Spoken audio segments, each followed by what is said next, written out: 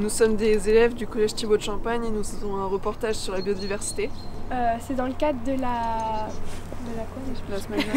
semaine de la presse. Allez, il faut appuyer sur commencer maintenant, voilà. Carré.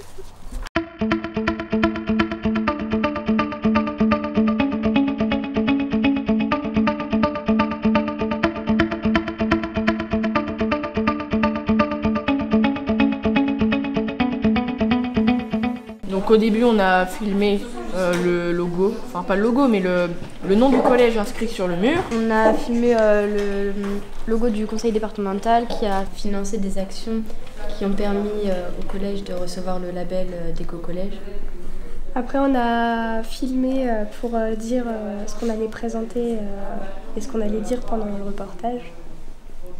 Après on s'est tous filmés en train de sortir du coin du mur pour aller vers le collège. Et après on a essayé de filmer les panneaux solaires, mais comme tu sais dit, on n'a pas pu les voir, du coup on n'a pas pu les filmer. Pour faire ce reportage, nous avons eu l'aide de 3 intervenants et 2 professeurs, Madame Tchena et Madame Fournier. Et donc ça tourne sur tout ce qu'il y a d'écologique dans le collège, c'est-à-dire la mare, les panneaux solaires et le récupérateur d'eau. Alors pendant 5 semaines, nous avons tourné un reportage sur l'écologie au collège. Moi par exemple, je savais pas qu'il y avait des panneaux solaires. Ouais, moi non plus, mais je sais qu'il y a une mare dans la cour. Et aussi à côté de la mare, il y a un récupérateur d'eau. Le récupérateur d'eau, il sert à alimenter la mare. Il y avait aussi qu'il y avait un trait à la cantine, ça dure depuis 1 an environ. Le tri, donc c'est une table qui a été installée par le conseil départemental à la rentrée, où il faut séparer d'un côté les déchets alimentaires, les déchets non alimentaires, et puis il y a un tri particulier pour le pain. On a mesuré la quantité de pain jeté sur un mois, donc on a constaté qu'il y avait 20 kg de pain qui étaient jetés par mois, donc ça fait à peu près une baguette sur 5, donc c'est énorme.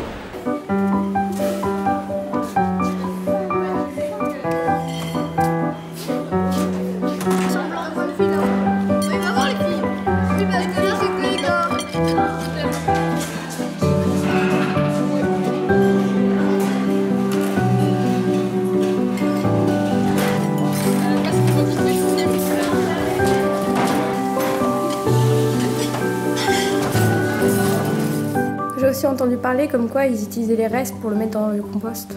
Ah ouais, et ça sert à quoi le compost? Le compost, il sert à alimenter le potager. Faut que ça s'émiette bien. Voilà, tu le vois de toute façon quand c'est bon, ça s'émiette bien. Ça n'a pas d'odeur de toute façon. Voilà, et là il est bon. Il a bien été décomposé. Voilà.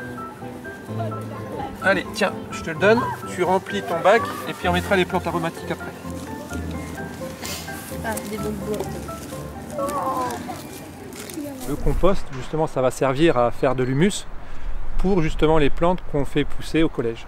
On a les feuilles mortes, on a les tontes de gazon, mais on a aussi de temps en temps aussi le restant, enfin ce qui ne peut pas être mangé à la cantine, c'est-à-dire les feuilles de salade, les tomates qui sont déjà pourries et qui ne peuvent pas aller dans votre assiette. Donc du coup c'est mis ici. Il y a une fermentation, donc ça atteint des températures voire 60-80 degrés, hein. Ça peut aller jusqu'à 80 degrés, c'est ce qu'on appelle la fermentation. C'est dû aux animaux du sol. Voilà. Alors il y a bactéries qui s'en occupent, il y a également les lombrics, c'est-à-dire les vers de terre, qui sont là, qui justement décomposent la matière organique et qui justement la transforment. Une fois que la fermentation a eu lieu, on prend cette partie-là pour le mettre dans le deuxième compost.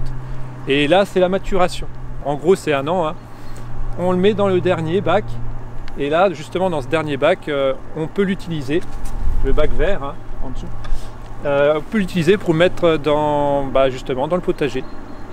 Il y a un décret qui nous oblige à lutter contre le gaspillage alimentaire, à réduire nos déchets. Pour toutes les autres actions qui ont été menées au sein du collège depuis plusieurs années, c'est une volonté de l'établissement. On s'est inscrit pendant plusieurs années dans un programme éco-collège et à partir de ce programme-là, un diagnostic a été fait au niveau de l'établissement et on a mis en place des actions pour travailler sur différents thèmes comme les déchets ou les économies en eau et en énergie. On a profité de la reconstruction du collège pour demander au conseil départemental la possibilité d'avoir un récupérateur d'eau. Donc ils ont accepté, ils ont financé l'achat et la mise en place de ce récupérateur.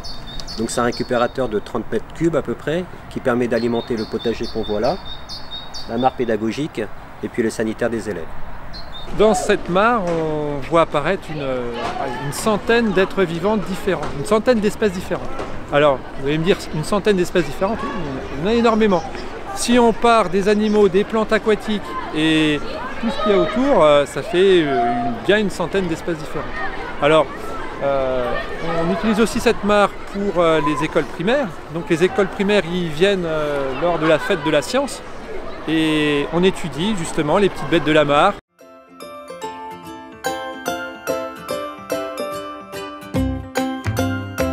Et au niveau tournage, déroulement, comment ça s'est passé? Quel est votre ressenti?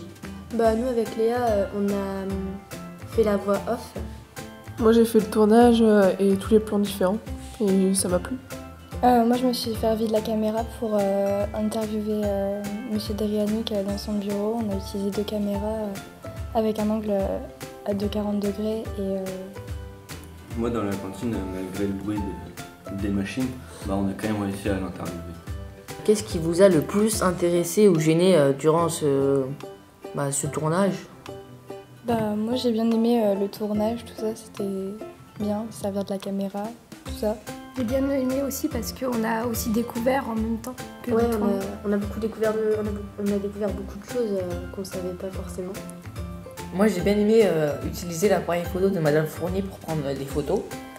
Moi j'ai bien aussi aimé le travail en équipe qu'on a tous fait. C'était pas mal. Ouais, c'est vrai qu'on a eu de la bonne coordination. On s'entendait vraiment tous bien.